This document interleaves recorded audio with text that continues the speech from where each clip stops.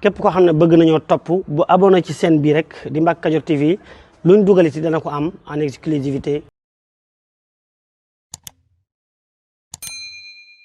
ñu ngi ko waxee rek ci yële boo xamante ne moom nekk nañu ko ci quartier Daaru Marnaan mbir mi ngi xew ci boori midi dafa am benn bâtiment boo xam ne dafa daanu du bâtiment bi sax benn dal bu daanu dalu véranda ci benn kër waaye nag malheureusement dafa fekk benn xale boo xam ne ci kër moo am ñu toll ci fukki at ak ñaar moom la dal di daanu ci kawam mais nag nag mbir bi muy xew moom mu ngi yoroon téléphone maam di toogoon ci perron bi di ko manipuler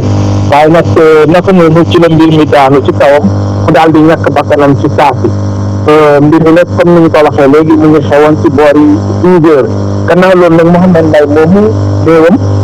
sapeur jël na ko yóbbu ko ci corps de l'hôpital Matlaboul Fawzeyni bu Touba police Ndamatou daal di ab l'enquête mu di ñi nga xamante ne nag Papa Gueye dina tax yi gën di laam-laamee tabax yi nga xamante ne ndax dinay respecté li nga xam ne moo di norme yi nit ñi di ci gën a ñaax nit ñi parce que boo xoolee am na benn mantal boo xam ne am na benn bâtiment bu daan woon foofu ci Touba te it am yeneen ñu génn ci quartier bi nga xam ne moom moo di quartier Serigne Mourtada Mbacké nekkee ci Touba nga xam ne ñu bari ñoo xam ne ñu ngi doon nekk ne seen bâtiment yi wóorutul woon ndax ndox mi ëpp na ci la ëpp ñetti weer mois de dem tawee bañ inondé ba léegi seen bâtiment yi ñu ngi woon ci biir te da doon jagat te météo buñ la ëpp téye loolu moom moo tax sax ñu doon ñaax askan wi wala boog kilifa yi ñu pompé leen ndox mi donc daal en tout cas bii moom dafa nekk bâtiment boo xamante ne effondré dal la boo xam ne dafa taadu ci kaw xale waaye li leer daal mooy yooyu yëpp ay mbir la yoo xamante ne war nañ ko waxtaanee mooy ci nga xamante ne mbir ma amoon na fay ci quartier Serigne Mourtada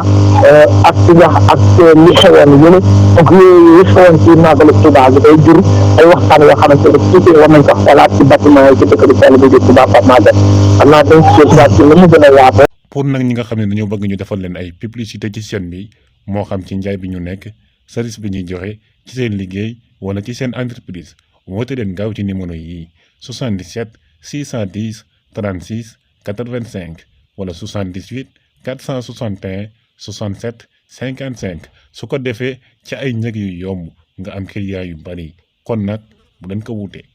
asalaamaaleykum mbokk yi yéen ñi nga xam ne yéen a baaxoo ànd ak chaîne bii di Mbacke Kadior TV à partir d'aujourd'hui gën nañ koo yaatal ci YouTube bi